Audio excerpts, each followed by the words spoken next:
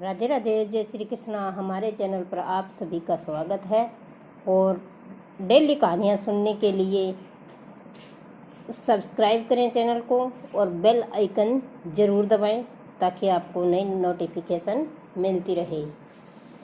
एक समय की बात है, पूजा से उसकी सास कहती है, बेटा दिवाली सिर पर आ गई है और अब तक हमने कोई काम भी शुरू नहीं किया है सफाई का। तो बहू कहती है, माँ जी कहाँ आ गई, मेरे सिर पर तो कुछ भी नहीं आया है।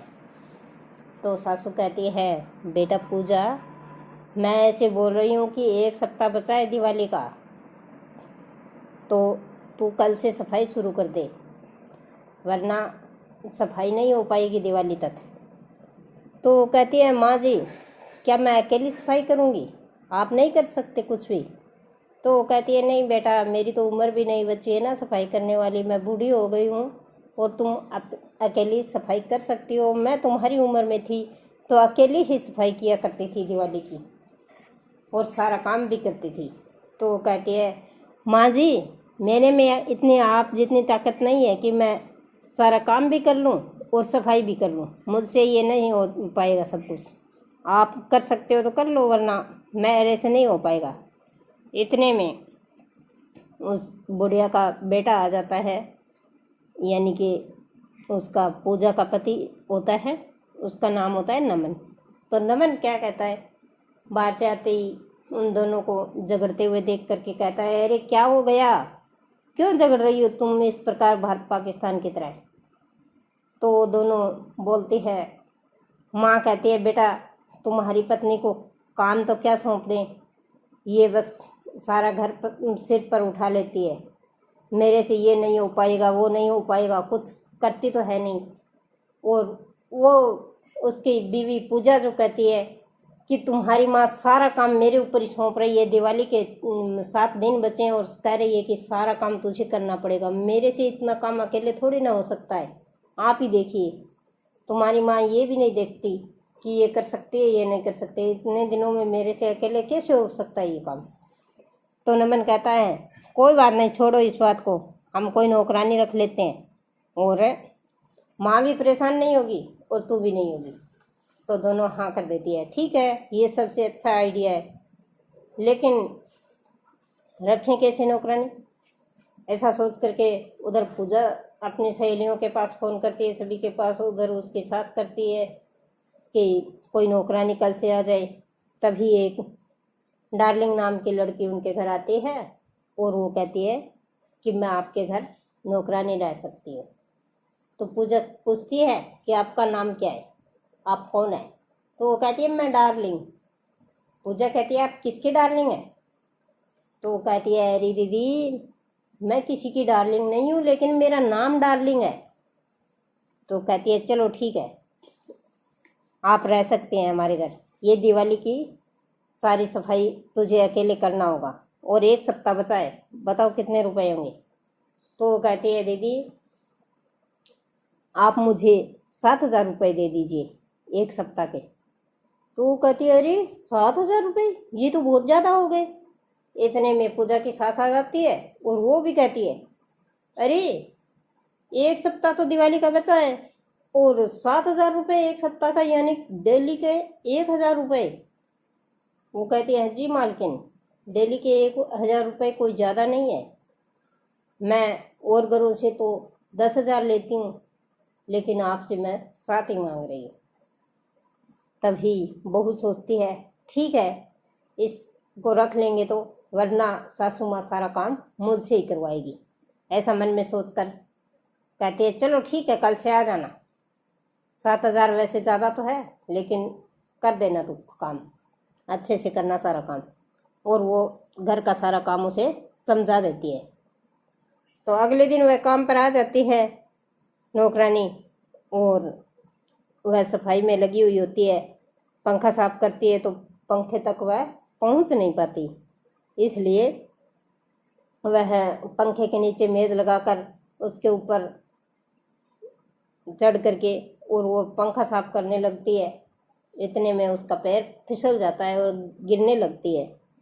तभी अचानक पूजा का पति नमन आ जाता है और उसे गिरते गिरते बचा लेता है और कहता है, डार्लिंग गिरोगी।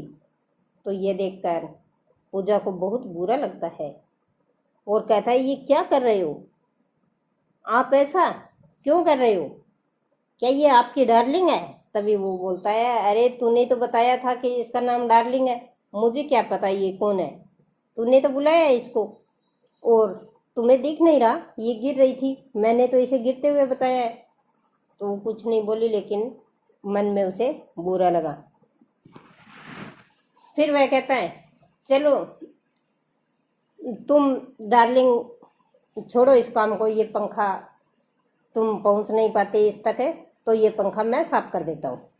और वह कपड़ा लेकर के नमन उस पंखे को साफ करने लगता है। तभी पूजा फिर आ जाती है और कहती है, अरे ये क्या, तुम क्यों पंखा साफ कर रहे हो? तो वो कहता है कि ये पहुंच नहीं पा रही पंखे तक। और इधर वो डार्लिंग कहती है कि मैं पंखे तक पहुंच नहीं पा रही थी, इसलिए मालिक कर रहे हैं, मालकिन जी आप बुरा मत मानिए। तो वो कहती है, थोड़ी और लंबी बच जाती, अगर नहीं पहुंच पाती तो थोड़ी और लंबी हो जाती। ऐसे कैसे, क्या बढ़ना हमारे हाथ में होता है? मालकिन जी आप ऐसी बातें कैसे कर रहे हैं, लेकिन बाकी सारा काम तो मैं कर लूंगी। तो फिर वह अपने पति को घुर्रा कर देखती है और कहती है, पूजा कि आप मेरे कमरे में जल्दी आओ। जब वह जाता है तो झाड़ू लेकर के अपने पति की वो पिटाई कर देती है। थोड़ी देर में वह पंखा साफ करने के बाद नौकरानी जो है वह पूजा के कमरे में जाती है और वहाँ कांच की एक मेज होती है और उसके ऊपर कांच का गमला होता है। तो उसके लिए वह बोलती है, मालकिन जी ये कांच वाली मेज और ये गमला जो है ये मुझसे साफ नहीं होगा, अगर मैं साफ करूँगी तो ये गिर जाएगा और टूट जाएगा। तो वो कहती है, फटाफट अपना काम करो, ज़्यादा काम चोरी के बहाने मत बनाओ, अगर तुम्हें काम पर रहना है तो सभी काम करना होगा, अच्छे से कर लेना, क्यों टूट जाएगा। तभी वह उस मेज को साफ करने लगती है तो पूजा तो कमरे से बाहर आ जाती है और नमन उसके कमरे में आता है। जैसे ही नमन उस कमरे में कदम रखता है उसके साथ ही वह काम वाली जो है मेज को साफ करती है तो उसका हाथ गमले के लग जाता है और गमला गिरने लगता है। तभी नमन भागकर उस गमले को बचा लेता है गिरने से। तो इतने में भी फिर वो कहती है, नौकरानी जी आप तो गिरने वालों को बचाने में एक्सपर्ट है। और वह नमन कहता है, ऐसे क्या कर रही हो डार्लिंग, छोड़िए, अच्छे से करो ना। तो वो कहती है, जी मैंने मालकिन से कहा था कि मुझे इतना काम नहीं आता कि मैं कांच के भी कुछ गमले या मेज साफ कर सकूं, मुझसे ये सब नहीं हो सकेगा। तो मालकिन ने मुझे ज़बरदस्ती ये करने के लिए बोला है कि तू 7,000 जो ले रही है सप्ताह के, तो सब कुछ काम तुझे करना पड़ेगा।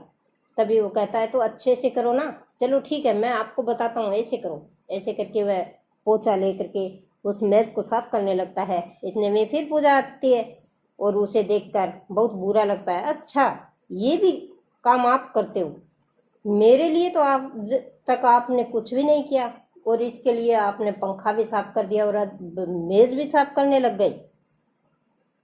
और ऐसा बोल करके और पूजा उस नौकरानी से कहती है कि तुम्हारे एक सप्ताह के 7,000 रुपये थे और आज आपने एक ही दिन काम किया है, तो तू ये ले 1,000 रुपये और चले जा यहाँ से, फिर कभी हमारे घर मत आना।